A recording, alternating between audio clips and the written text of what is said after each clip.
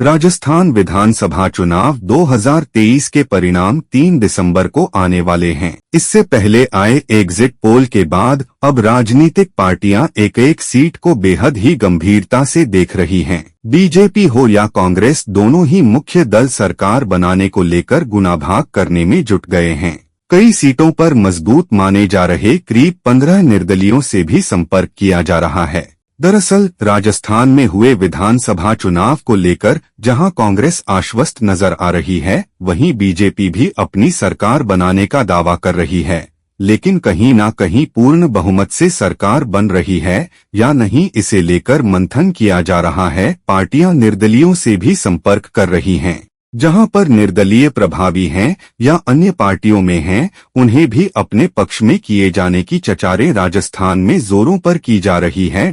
संपर्क तो हो रहा, लेकिन अभी कुछ नहीं कह सकते। बहुजन समाजवादी पार्टी के साथ ही कुछ निर्दलीय प्रत्याशी से बात करने पर उनका कहना है कि संपर्क तो किया जा रहा है, लेकिन अभी कुछ नहीं कहा सकते कि किसकी और रुख रहेगा। परिणाम आने के बाद ही कुछ कहने की स्थिति में होंगे। कोटा संभाग की बात करें तो यहां बूंदी विधानसभा पर मुकाबला कड़ा है, जहां पर बीजेपी से बागी रुपेश शर्मा ने ताल ठोक रखी है और वह वापस बीजेपी में जा सकते हैं। जिताऊ निर्दलीय उम्मीदवारों पर नजर माना जा रहा है कि इस बार निर्दलीय प्रभावी रूप से गणित बिगाड़ सकते हैं। उनसे दोनों ही पार्टियों संपर्क कर रही हैं। उन्हें अपनी ओर खींचने का प्रयास किया जा रहा है।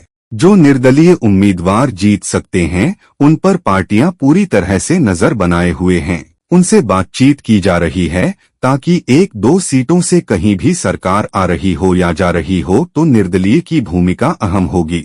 जिस तरह के समीकरण बन रहे हैं, उसमें एक एक सीट अपना महत्व रखती है। वहीं उदयपुर संभाग की चित्तौड़गढ़ सीट से चंद्रभान सिंह बीजेपी से बागी होकर चुनाव लड़ रहे हैं, जिनकी स्थिति मजबूत बताई जा रही है। इसके साथ ही वल्लभनगर विधानसभा में जनता सेना से प्रत्याशी से भी संपर्क किया जा रहा है। वहीं भरतपुर संभाग की 19 विधानसभा सीटों में से बयाना विधानसभा में बीजेपी से बागी ऋतु बनावत और जोधपुर से शिव विधानसभा से रविंद्र सिंह भाटी को बीजेपी से टिकट नहीं मिला तो वह बागी चुनाव मैदान में हैं। यही हाल जयपुर में भी देखने को मिल रहा है, जहां प्रभावी निर्दलीय व अन्य पार्टियों के प्रत्याशी से संपर्क जारी है।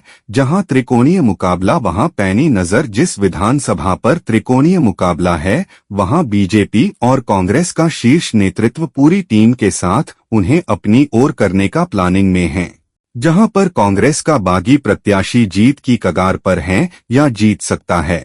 ऐसी संभावना वाले प्रत्याशी पर कांग्रेस और बीजेपी दोनों की टीम नजर बनाए हुए हैं और उनसे पूरी तरह से संपर्क में हैं। उन्हें कई ऑफर भी दिए जाने की खबर है। हालांकि अभी इसको लेकर कोई भी खुलकर बोलने को तैयार नहीं है, लेकिन कुछ निर्दलीयों से बातचीत में यह साफ हो गया है कि पार्टियां उन्हें फोन कर रही हैं, उनके करीबी रहने वाले लोगों से संदेश पहुंचा रही हैं। जोड़ तोड़ की हो सकती है राजनीति। 3 तारीख को जैसे ही परिणाम सामने आएंगे और अगर पूर्ण बहुमत नहीं बनता है और जोड़ तोड़ की राजनीति चलती है, तो सबसे पहले निर्दलीयों पर दांव खेला जाएगा। दोनों ही पार्टियों निर्दलीयों को भरपूर प्रयास करेंगी कि वह उनकी तरफ आ जाएं।